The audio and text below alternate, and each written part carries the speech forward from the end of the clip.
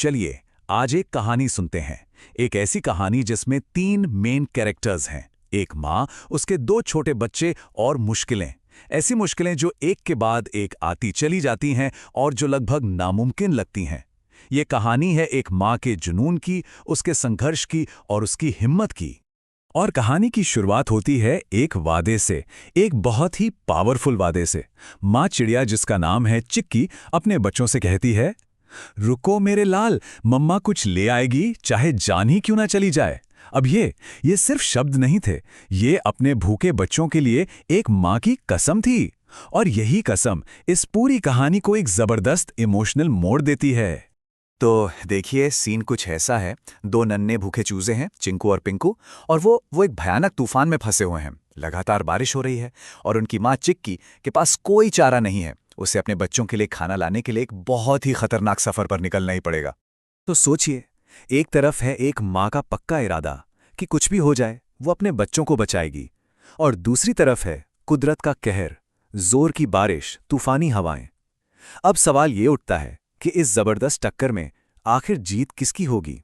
जैसे ही चिकी अपने इस मुश्किल सफर पे निकलती है, कहानी में टेंशन और भी बढ़ जाता है, क्योंकि ये सिर्फ पानी और हवा का तूफान नहीं है।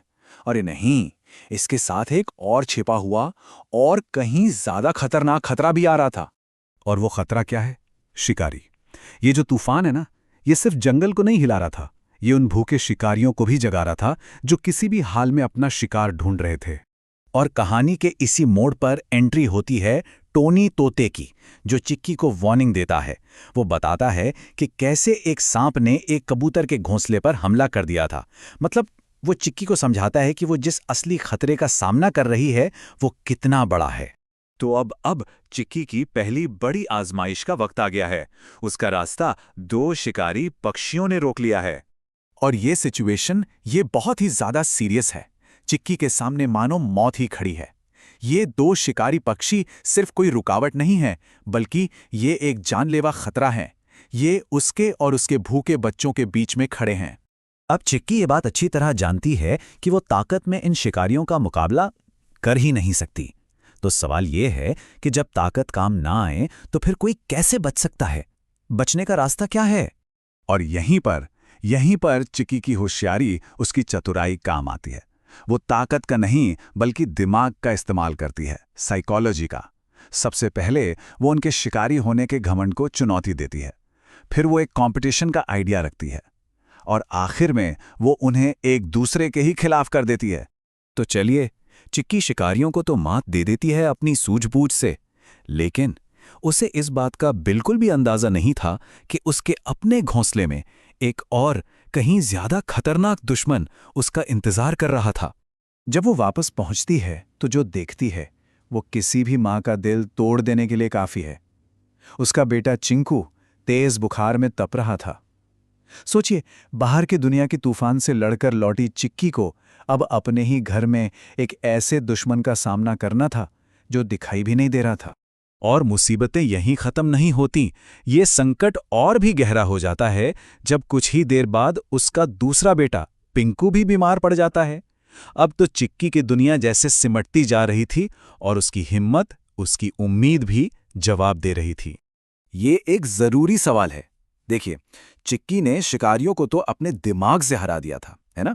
लेकिन अब वो एक ऐसे दुश्मन का सामना कर रही थी जिस पर दिमाग का कोई असर ही नहीं होता। ये एक ऐसा दुश्मन था जिसे वो देख नहीं सकती थी, बीमारी। और जब जंगल के डॉक्टर चिंटू चूहे को बुलाया जाता है तो उसका फैसला चिक्की की बची खुची उम्मीद पर भी पानी फेर देता है। डॉक्टर कहता है, ये कोई मामूली बुखार नहीं है, ये वायरल है।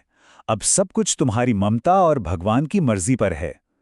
ये वो पल था जब चिक्की को एहसास होता है कि अब सच में कुछ भी उसके हाथ में नहीं है। तो सोचिए, जब सारे रास्ते बंद हो जाएं, जब ताकत भी काम ना आए और दिमाग भी हार मान ले, तब क्या बचता है? अब कहानी अपने सबसे इमोशनल, सबसे क्लाइमैटिक मोड़ पर पहुंचती है, जहां चिक्की अपनी आखिरी, सबसे बेबस पुकार लगाती है। और अपनी इस आखिरी लड़ाई के लिए चिक्की एक खास जगह चुनती है, शांत शिखर। ये कोई मामूली जगह नहीं है।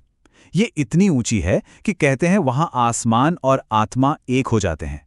एक पवित्र शिखर जहां कोई शिकारी नहीं जाता। माना जाता है कि वहां खुद ब्रह्मांड सुनता है।